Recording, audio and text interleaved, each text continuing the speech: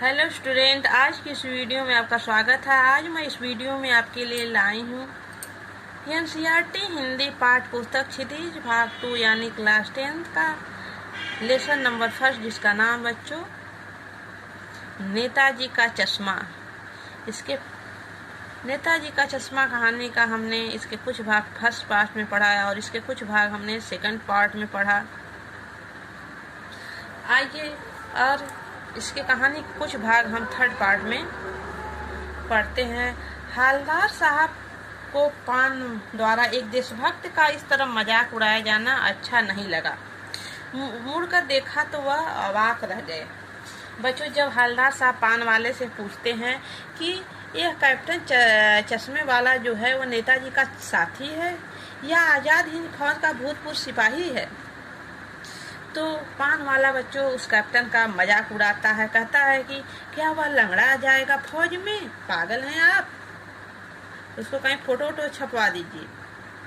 तो ये जब कहता है कि वो लंगड़ा क्या फौज में जाएगा, इस तरह एक देशभक्त का मजाक उड़ाते हुए हवलदार साहब को बिल्कुल ही अच्छा नहीं लगा। उन्हें बड़ा दुख हुआ और उसकी बातों को सुनकर अवाक रह गए, यानी बच्चों चुप हो गए। एक देखते हैं, वह कहता आप खुद उससे बात कर लीजिए। कैप्टन चश्मे वाले से देखिए, वह गली से आ रहा है। एक देखते हैं हवलदार साहब, एक बेहद बूढ़ा मरियल सा लंगड़ा आदमी, सिर पर गाधी टोपी थी और आंखों पर काला चश्मा लगाए, एक हाथ में एक छोटी सी संदूक थी और दूसरे हाथ में एक हाथ पर टंगे हुए बहुत से चश्मे लिए अभी अभी एक गली से निकला था और एक बंद दुकान के सहारे अपना बाँस टिका रहा था। जो इस बेचारे की दुकान भी नहीं फेरी लगाता है। हवलदार साहब को बड़ा दुख होता कि इस बेचारे की दुकान भी नहीं है, बल्कि एक बांस के डंडे में सब टंगा हुआ चश्मा है और ये फेरी लगाता है, यानी घूम घूम कर चश्मे को बेचता है। हवलदार साहब चक्कर में पड़ गए। पूछना चाहते थे कि इसे कैप्टन क्यों कहते हैं, क्या यही इसका वास्तविक नाम है, लेकिन पान वाले ने साफ बता दिया कि अब वह इस बारे में बात करने को तैयार नहीं। ड्राइवर भी बेचैन हो रहा था, काम भी अधिक था। हवलदार साहब जीप में बैठकर चले गए। 2 साल तक हवलदार साहब अपने काम के सिलसिले में उस कस्बे से गुजरते रहे और नेताजी के मूर्ति में बदलते हुए चश्मे को देखते रहे। हवलदार साहब बच्चों किसी न किसी काम से उस कस्बे से गुजरते रहे, यानी आते जाते थे और हमेशा जब भी आते उस मूर्ति के जरूर देखते, जो उस पर डेली चश्मा बदलता रहता था। कभी देखते गोल चश्मा लगा है नेताजी के मूर्ति पर, तो कभी चकोर, तो कभी लाल, कभी काला, तो कभी धूप का चश्मा, कभी बड़े कांचों वाला गोल चश्मा। कोई ना कोई चश्मा होता जरूर बच्चों, डेली वो चेंज करता था कैप्टन। उस धूल भरी यात्रा में हवलदार साहब को कौतुक और प्रफुल्लता से कुछ क्षण देने के लिए, उनकी उत्सुकता, उनकी खुशी के कुछ क्षण देने के लिए वह उस रास्ते से, उस कस्बे के रास्ते से जरूर गुजरते थे। फिर एक बार ऐसा हुआ बच्चों कि मूर्ति के चेहरे पर कोई भी कैसा भी चश्मा नहीं लगा था।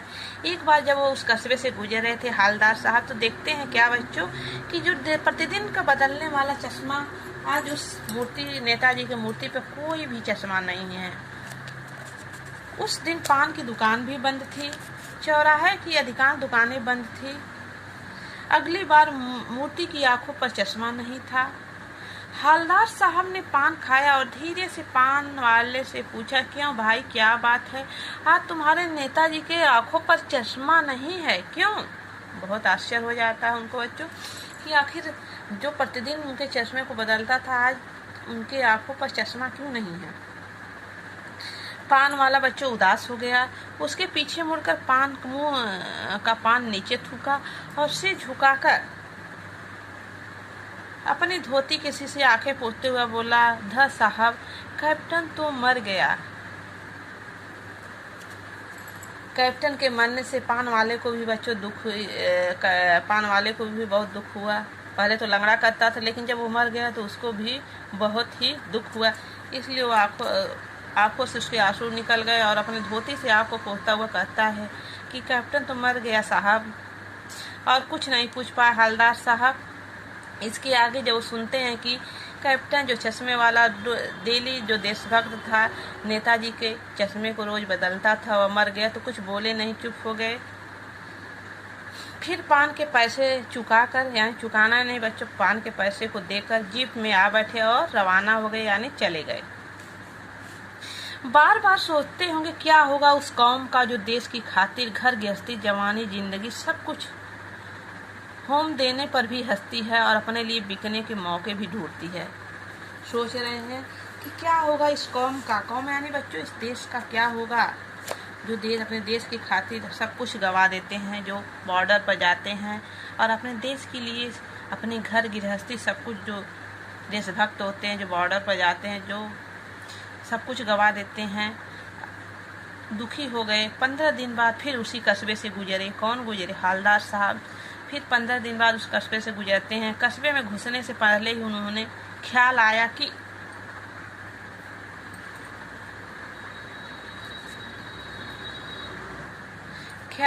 कि कस्बे की हृदय स्थली में सुभाष की प्रतिमा अवश्य प्रतिष्ठापित होगी, लेकिन सुभाष को आंखों पर चश्मा नहीं होगा, क्योंकि मास्टर बनाना तो भूल ही गया था और कैप्टन तो मर गया। वह कस्बे में 15 दिन बाद, जब उसके कैप्टन के मरने के बाद बच्चों, जब 15 दिन बाद किसी काम के सिलसिले में उस कस्बे से गुजरते हैं तो सोचते, पहले उनको ध्यान आता है अब तो कैप्टन मर गया है, और मोतीलाल जो मास्टर हैं वो तो चश्मे को लगाए नहीं थे, अब तो कोई ऐसा नहीं है जो उनको चश्मा लगाया होगा। ये सोचकर वो कहते हैं आज मैं उनके सामने, उस नेताजी की मूर्ति के सामने से मैं नहीं जाऊंगा, नहीं देखूंगा। ऐसा सोच कर वह सोचे आज मैं वहाँ रुकूंगा नहीं, ना ही मैं वहाँ पान खाऊंगा। लेकिन आदत इंसान की जब हो जाती तो कहाँ मानता है। लेकिन सुभाष की आंखों पर चश्मा नहीं हुआ, क्योंकि मास्टर साहब भूल गए और कैप्टन मर गया। सोचा आज वहीं रुकेंगे नहीं, पान भी नहीं खाएंगे, मूर्ति की तरफ देखेंगे भी नहीं, सीधे निकल जाएंगे। ड्राइवर से कह दिया चौराहे पर रुकना नहीं, आज बहुत काम है, पान आगे ही खा लेंगे। अपने ड्राइवर से हवलदार साहब कहते हैं आज चौराहे पर तुम मत रुकना, आज मुझे बहुत काम है, पान आगे खा लेंगे। लेकिन आदत से मजबूर आंखें चौराहा आते ही मूर्ति की तरफ उठ गई। लेकिन इंसान की जब बच्चों आदत पड़ जाती है तो कहाँ मानता है, कह रहे हैं ना। लेकिन जब चौराहे के पास पहुंचे तो उनकी आंखें जो उस मूर्ति पर फिर पड़ गई। और क्या होता है, कुछ ऐसा देखा कि चीखे। वह अचानक देखते हैं कि ना ही मास्टर ने मूर्ति पर चश्मा लगाया था, ना ही अब कैप्टन रहा कि जो मूर्ति पर चश्मा लगाए। लेकिन देखते हैं कि उन्हें नेताजी की मूर्ति पर चश्मा लगा है। वह चीखे, अचानक चिल्ला उठे, रोको। अपने ड्राइवर से कहते हैं रोको। जीप स्पीड में थी, यानी बहुत तेजी में थी बच्चों, तेजी की रफ्तार में जा रही थी। ड्राइवर ने जोर से ब्रेक मारे। ड्राइवर जब उनके चीखने की आवाज़ हवलदार साहब के सुनते हैं तो जोर से ब्रेक मारे, यानी रोका। रास्ते चलते लोग देखने लगे आखिर क्या बात है जो इतनी तेजी से चिल्लाए, और अपने जीप को रुकवा दिए। जीप रुकते अटेंशन यानी सावधान खड़े हो गए उस मूर्ति के ऊपर। मूर्ति की आंखों पर सरकंडे से बना छोटा सा चश्मा लगा हुआ था, जैसे बच्चे बना लेते हैं। हवलदार साहब भावुक थे, इतनी सी बात पर उनकी आंखें भर आईं। उन्होंने देखा बच्चों की सरकंडे, पतली डंडी से बना, बच्चों ने छोटा सा चश्मा बनाकर उनकी आंखों के ऊपर लगा दिया था। हवलदार साहब भावुक थे, कोमल हृदय के थे। इस बात को देखकर, ऐसे देख करके उनकी आंखें भर आई, यानी उनकी आंखों में बच्चों आंसू भर आए। और उनको बहुत ही खुशी हुई कि चलो कम से कम आगे वाली जनरेशन जो पीढ़ी है वो भी तो कुछ देश के प्रति उनका भक्ति है, देश के प्रति उनका कुछ तो प्रेम होगा। यानी हमारी जो देशभक्ति की भावना अभी खत्म नहीं हुई है, आगे भी पीढ़ी में बनी रहेगी।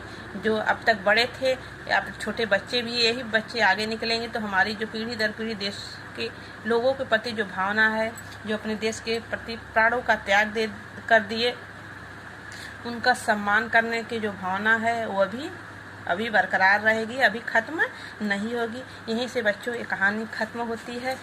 तो आगे हम इसके प्रश्न उत्तर के साथ मिलेंगे। ओके, धन्यवाद।